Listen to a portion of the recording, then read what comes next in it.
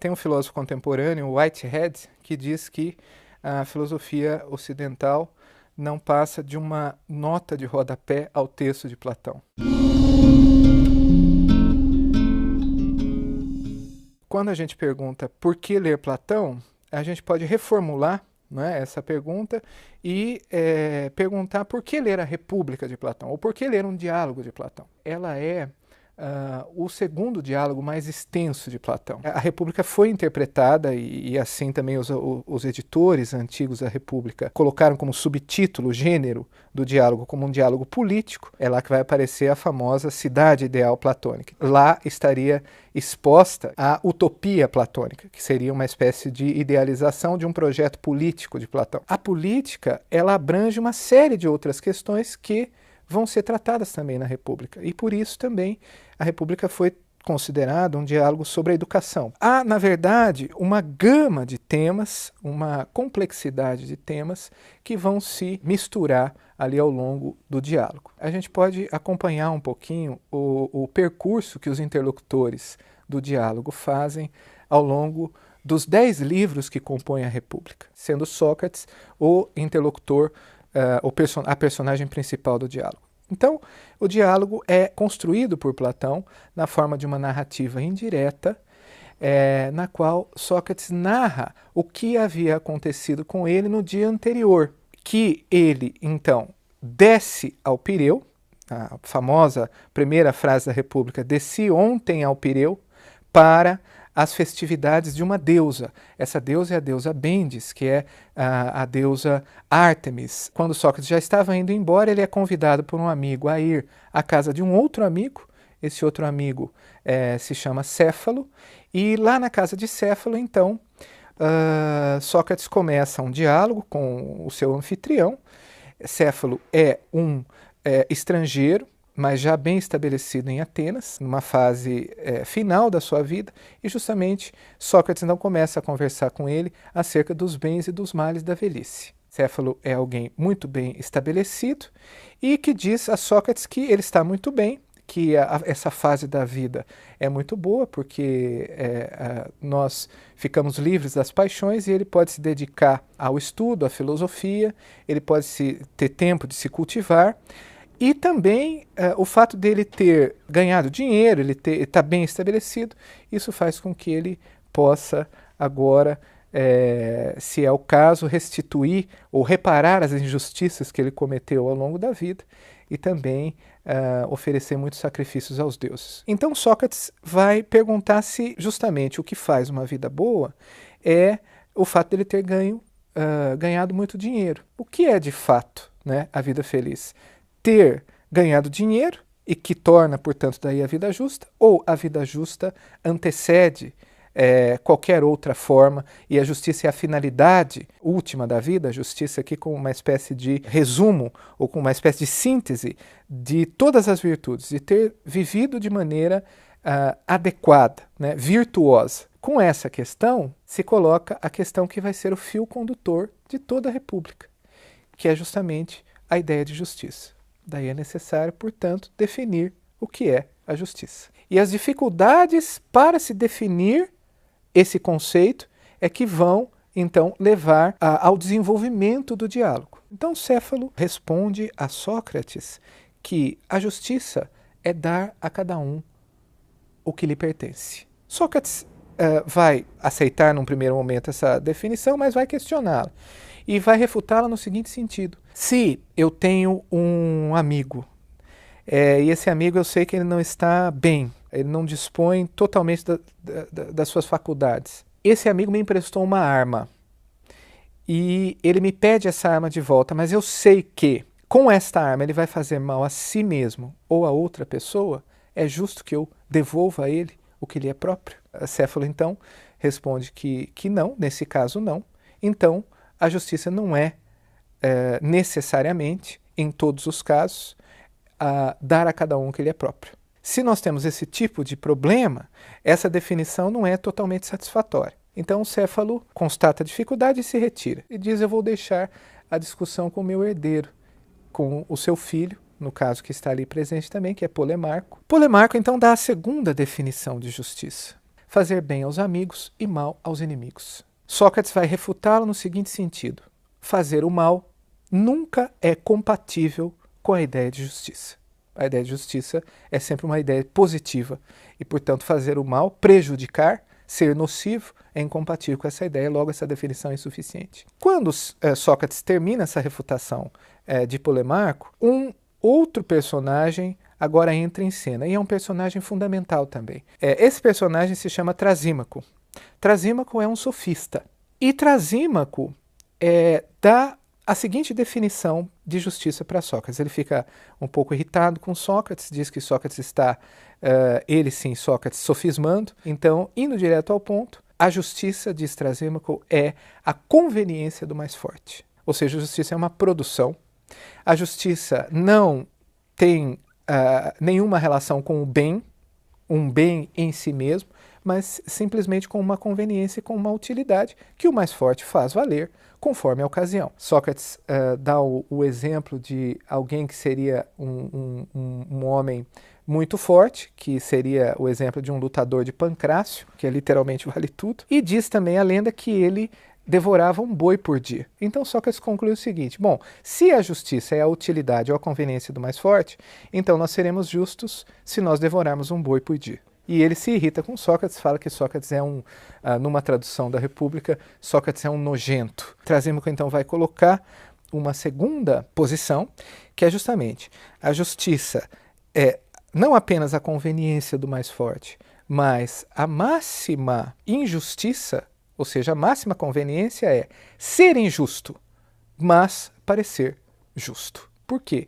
Porque também a vida do injusto vale mais a pena do que a do justo, porque o justo só se dá mal e o injusto é sempre bem sucedido. Aí Trasímaco diz que, na verdade, em todas as artes, em todas as atividades humanas, o que as pessoas buscam é a utilidade. Ele diz o seguinte: o médico cuida do paciente porque ele quer ganhar.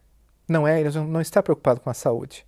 Portanto, ele visa a sua utilidade. Assim como também o pastor, que cuida das ovelhas para tosquear as ovelhas. Sócrates vai refutar no seguinte sentido: cada arte tem uma finalidade própria, né? Então, a medicina visa a saúde e o pastoreio visa justamente o bem das ovelhas, pastorear as ovelhas. Então, o bem é justamente a realização de uma finalidade que já está inscrita na própria noção da arte. A arte de ganhar ou de lucrar é uma outra arte que daí Sócrates não vai definir. Trasímaco se retira da discussão e Sócrates diz que, de fato, ele também não havia definido o que é a justiça em si e que seria necessário fazer isso. E justamente assim se encerra o livro 1 da República. A dificuldade de se definir a justiça é que vai fazer com que os interlocutores, então, abram o livro 2 e agora ficam só dois jovens discutindo com Sócrates, Glaucon e Adimanto. Glaucon faz uma nova provocação a Sócrates, fazendo uma apologia da injustiça. Glaucon vai defender essa tese e dizer que a experiência nos mostra isso. Basta nós olharmos e nós vamos ver que aquelas pessoas que agem segundo a sua própria conveniência, sem nenhum critério maior do que isso, sempre são mais bem-sucedidas. E ele vai ainda colocar uma segunda questão, que é a seguinte: na verdade, nós, por natureza, não somos justos. Nós tendemos a agir conforme a nossa própria conveniência ou a nossa utilidade.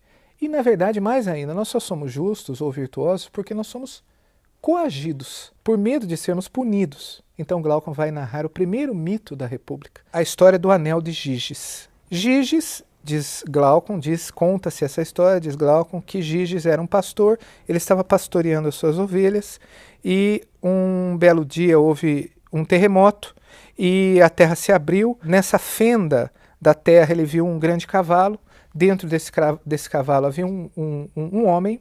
Esse homem estava morto, mas ele viu que este homem tinha um anel, e um anel diferente, com algumas inscrições que ele não conseguia entender, mas ele viu o anel, pegou o anel e colocou o anel, e foi embora.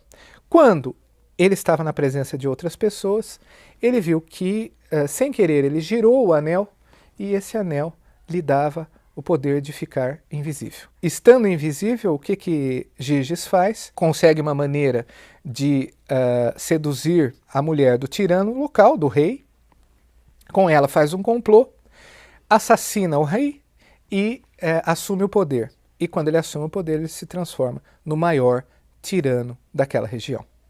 Então, a conclusão de Glaucon é a seguinte: se todos nós tivéssemos o poder de Giges, então todos nós agiríamos da mesma maneira. E aí ele diz então, e aí Sócrates, como é que você responde a isso? Sócrates diz que é necessário ler em letras grandes para nós tentarmos definir, depois entender as letras pequenas. Ou seja, para nós tentarmos definir o que é a justiça na alma de um indivíduo, seria necessário ampliar o espectro e tentar definir a justiça num plano maior, num plano mais amplo. Esse plano vai ser justamente o plano da cidade. Então ele convida os seus interlocutores a idealizarem uma cidade. Então, essa cidade vai ser imaginada e justamente começa a gênese da cidade se dá pelo fato de que as pessoas precisam se agregar para satisfazer as suas necessidades básicas. Por uma série de mediações, eles vão chegar a 3 categorias na cidade. A cidade tem 3 classes. A primeira classe é a classe dos artesãos e dos comerciantes. A segunda classe vai ser a classe dos guerreiros que defendem a cidade, e uma outra classe que é a classe daqueles que serão chamados de guardiões. Os guardiões são justamente a classe governante da cidade. Mas a primeira grande discussão vai ser acerca da educação nessa cidade. A educação tem 2 pilares, a ginástica e a música. A música é a musiqué. A musiqué diz respeito às artes das musas. Então, não só o canto, a harmonia e, sobretudo, a poesia. A poesia é uma base educacional na época de Platão. É pela poesia que as crianças aprendem a ler e também por ela eles aprendem os mais diversos mitos, né, que fazem parte da tradição de uma determinada cidade ou daquela região. Essa segunda parte do livro 2 é uma parte muito conhecida da República, que é quando se inicia a famosa crítica à poesia. A poesia, tal como ela é ensinada agora aos jovens, não pode ser a base educacional desta cidade ideal. Por quê? Os deuses são apresentados como modelos para os jovens. Só que esses modelos são ambíguos. Ora eles são deuses, ora eles agem de maneira completamente passional, eles se vingam, eles traem, eles seduzem e assim por diante. Então é necessário ou reformar ou banir a poesia, pelo menos nesse primeiro momento da educação da cidade. Os livros 3 e 4 continuam com a investigação sobre a formulação da cidade ideal, até que se defina, então, se possa definir a justiça. No livro 4 vai ser dada uma definição da justiça, uma primeira. O que é a justiça? A justiça é justamente a harmonia entre as partes da cidade, cada qual cumprindo a sua função. Vai ser apresentado esse famoso também argumento da função. A função é dada pela aptidão de cada cidadão ao exercer as suas tarefas na cidade e ao se colocar na cidade, mas não há, ao mesmo tempo, o que vem a ser uma cidade injusta. Uma cidade, por exemplo, em que há ricos e pobres, ou em que há justamente uma grande discrepância entre as classes dos cidadãos. Ora, isso não existe nessa cidade. Assim também vai acontecer na alma do cidadão, na alma de cada indivíduo, porque a nossa alma é, assim como a cidade é dividida em 3, a nossa alma também tem 3 partes. A nossa alma tem uma parte racional, uma parte apetitiva ou responsável pelo desejo, pelas emoções, etc. E uma parte que eles chamam de ímpeto, ou a parte impetuosa, que é essa parte responsável pela nossa ação, de fato. O que vem a ser a justiça na alma? É justamente a harmonia entre as partes da alma, uma alma harmoniosa, preservando-se a ideia de que a razão, ao cumprir, então, a sua função, ela realiza uma função de comando, de coordenação e de educação das outras partes, sobretudo da parte desejante da alma, da parte apetitiva. No livro 5, os interlocutores vão dizer que muitas coisas ficaram para trás. E aí que vão aparecer 3 grandes dificuldades que precisam ser resolvidas em relação a essa cidade ideal, que vão ser tratadas como 3 ondas que precisam ser transpostas. A primeira onda, famosas 3 ondas da República, a primeira onda diz respeito a comunhão de bens entre aqueles que governam a cidade. Os governantes não devem ter nem propriedade privada, nem família. A segunda onda diz respeito à capacidade ou à igualdade entre os homens e as mulheres no que diz respeito tanto ao governo da cidade quanto à guerra. A resposta vai ser positiva.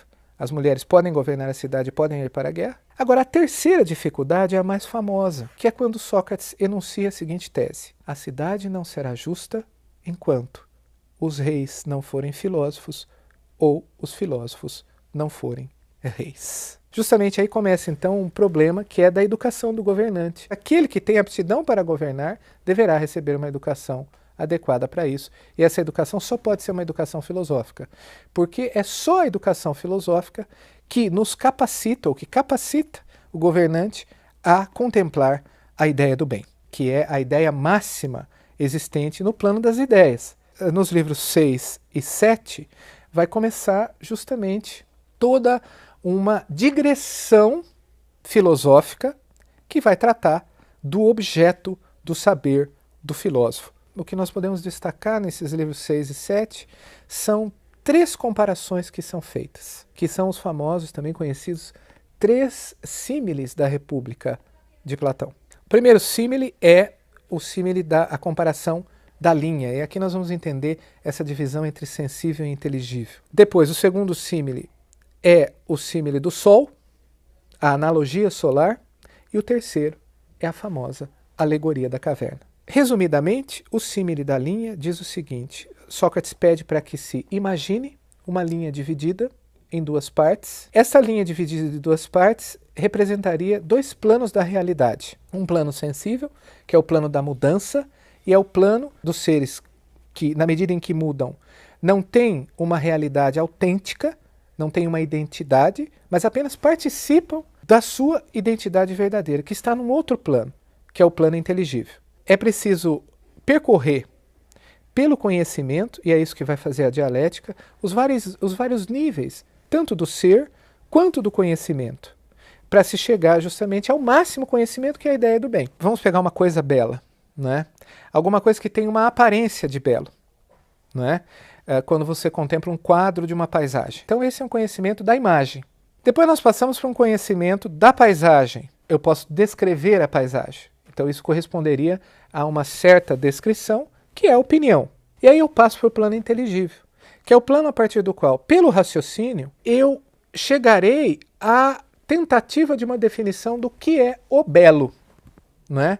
Agora, o belo em si não será mais a imagem da paisagem, mas vai ser aquilo que faz com que, naquela paisagem e no quadro da paisagem, faz essas 2 coisas belas. Então, nós podemos resumir em 4 níveis de conhecimento. O conhecimento das imagens, a opinião, a razão discursiva e a intelecção.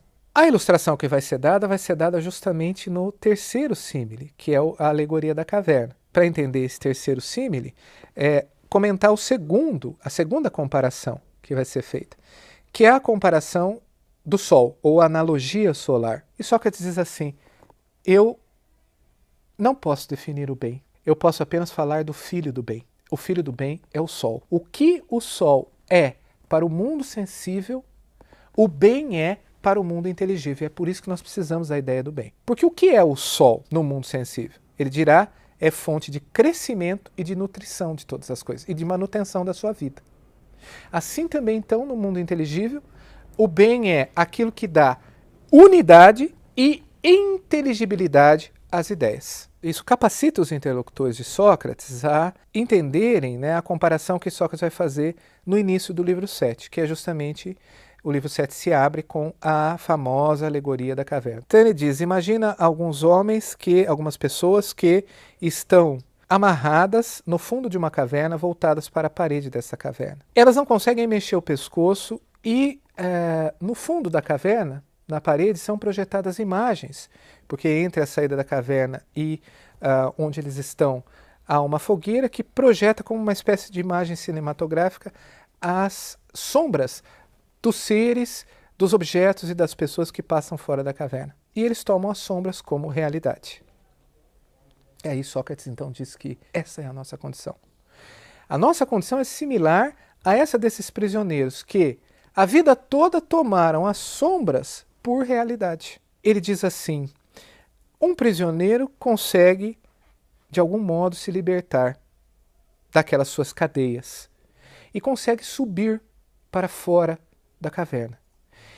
E quando ele sai da caverna, ele vê os objetos realmente como eles são, iluminados pela luz do sol. Então essa é a imagem do filósofo que sai da caverna e contempla as coisas enquanto tais, iluminadas pela luz do sol. Assim também se dá o conhecimento.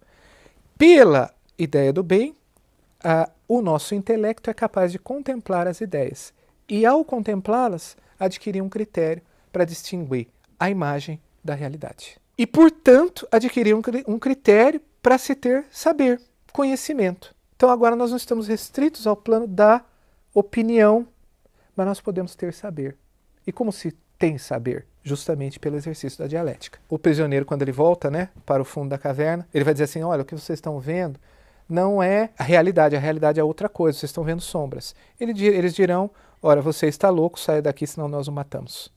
Então aí, esse é um eco de um grande impacto que Platão sofreu, e alguns dizem que foi sob esse impacto também, esse impacto ainda motivou Platão na escrita da República, que é justamente a morte de Sócrates. Uma cidade que é justa, como Atenas, ou que pelo menos é extremamente desenvolvida, culta, uma das cidades mais desenvolvidas da Grécia, e, no entanto, ela mata, pela votação da maioria, um homem como Sócrates.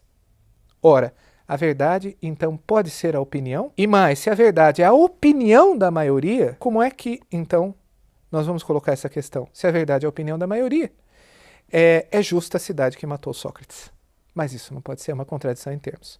Logo, a verdade não é a opinião, e muito menos a opinião da maioria, que pode ser manipulada. Então aí vai haver toda uma discussão depois sobre o percurso que deve ser feito no currículo, né, do filósofo. A formação do dialético começa com a matemática. Bem, aí vai se percorrer uma série de outras ciências até se chegar à dialética. Bem, aí o dialético vai ser formado, mas quando ele é formado, é aí que ele vai estar capacitado para, ao contemplar a ideia do bem, governar a cidade. Ele não vai receber nada para isso, ele vai governar por dever, por retribuição à educação que a cidade deu a ele. Aí nós terminamos o livro 7, o livro 8 vai fazer uma tipologia das formas de governo. A própria cidade, se ela se realizar, ela vai se degenerar. Isso é uma característica de tudo que se realiza no mundo do devir, no mundo do sensível, no mundo sensível para Platão. Tudo que nasce se degenera. A cada forma de governo corresponde um tipo humano. A timocracia corresponde ao homem timocrático. A oligarquia, o homem oligárquico. A democracia, o homem democrático. E a tirania, o tirano. O que é a timocracia? Eu disse, é o governo militar. O que é o governo militar? É um governo marcado pela disciplina.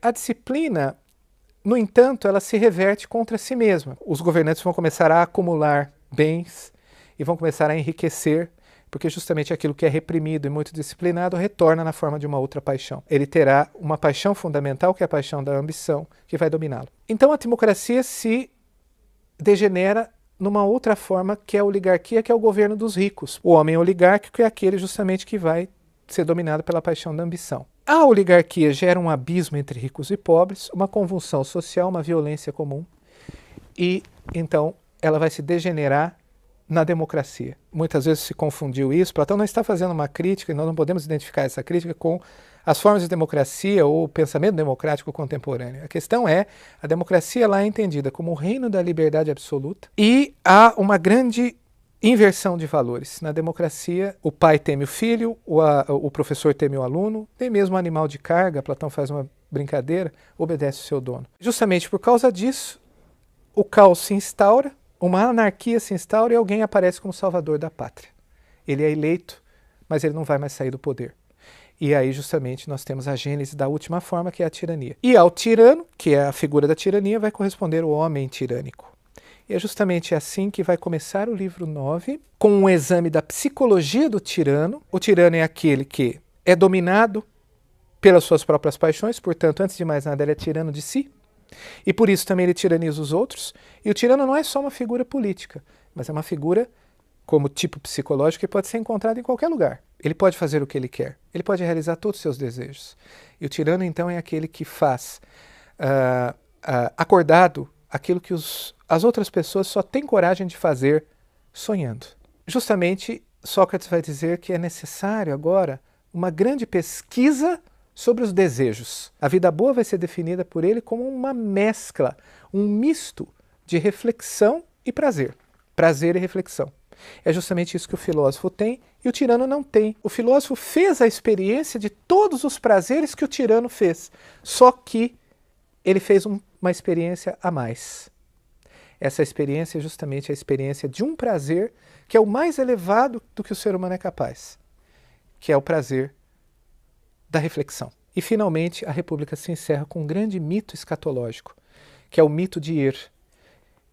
Ir era um soldado que foi dado como morto e, quando ele vai ser cremado, ele acorda, ele volta e diz: olha, eu vou contar para vocês o que eu vi no além, que é o destino das almas de todas as pessoas e, sobretudo, do tirano e do filósofo. A cena mais marcante justamente é aquela em que a necessidade faz um grande discurso para as almas que vão escolher as suas vidas na planície lá das almas, e ela vai jogar os destinos de todas as pessoas e elas vão escolher. Então ela faz o seguinte discurso: a virtude não tem senhor. A responsabilidade é de quem escolhe e o Deus é isento de culpa. Mas elas escolhem conforme a sua tendência e conforme a sua virtude. Por isso que a virtude não tem senhor. Então, aquela questão de Trasímaco lá no começo, agora retorna. E a resposta está sendo dada, mas dentro de um contexto mítico, que é justamente o primado da vida boa é a virtude. Como termina a República nessa caminhada de 1000 anos em direção à felicidade. Você que tem interesse em filosofia, em arte, literatura, se inscreva no canal da Casa do Saber e comece essa viagem em direção ao conhecimento, que vai valer a pena.